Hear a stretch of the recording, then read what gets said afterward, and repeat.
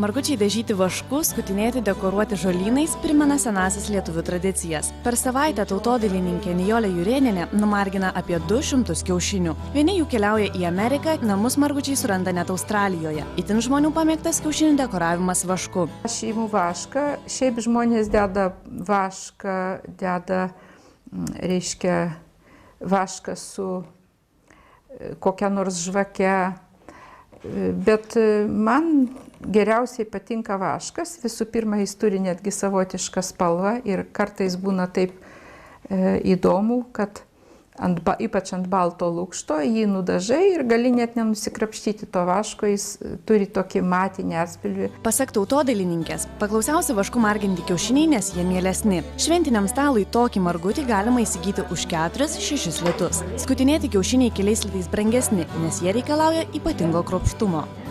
Jeigu norim skutinėti margutį, tai pirmiausia mes jį išvirtą kiaušinį dedame į dažus, po to ištraukiame, turim šiek tiek į servetėlę nušluostyti, bet vėlgi negalima trinti. Tik taip priglaust, kad pati diduma vandens spalvoto nusimtų. Tautodailininkė juokauja, palmėmis ir pingvinais kiaušinių nemarginanti. Vis dėlto liaudišką meną, juosteles, brūkšnelius, saulės ar žalčio atvaizdus, paukščių pėdutes keičia lipdukai ir sintetiniai dažai. Be to, daugelį raštų esame perėmę iš kitų tautų. Kadangi jau Lietuva išlindo į pasaulį iš bačkos tos metalinės uždaros, tai mes prisižiūrim visokiausių raštų. Ir į Lietuvą atveža, ir rusiškų, ir moldaviškų, ir ukrainietiškų, ir vokiškų jau žmonės atsiveža, ir parduotuvėse jau galima to atrasti. Tai dauguma žmonių mėgina pamėgdžioti tuos užsieninius raštus. Jie iš tikrųjų yra labai gražus, tačiau jie su lietuviškom tradicijom tikrai turi tik tiek bendro, kad tai yra kiaušinis ir vaškas. Anot tautodailininkės, prieš Velykas žmonės užsako po 30 ar 20 kiaušinių. Per savaitę parduodama 400 išpūstų margučių. Anksčiau kiaušinius margindavo visa šeima, o dabar tam trūksta laiko.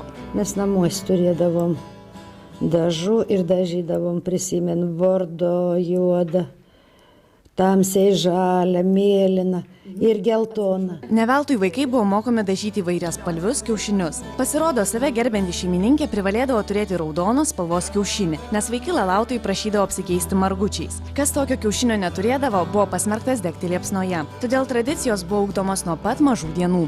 Ir visais laikais, nuo gimimo aš atsimenu, mes visą laiką margindavom kiaušinius. Nebuvo jokių draudimų. Velykos tai jau kadangi sekmadienį, nedarbo dieną, tai ten visą laiką pasimargindavom, bet į mokyklą aš neatsimenu, ką mes neštumėmės. Gal mes ir nešdavomės tiesiog, gal tų tradicijų, gal kiti neturėjai. Tai mes visą laiką namie Velykas pavalgom su velykiniu pyragu, su šito aguoniniu pyragu ir būtinai kiaušinis ir veršiena. Tradicijos modernėja.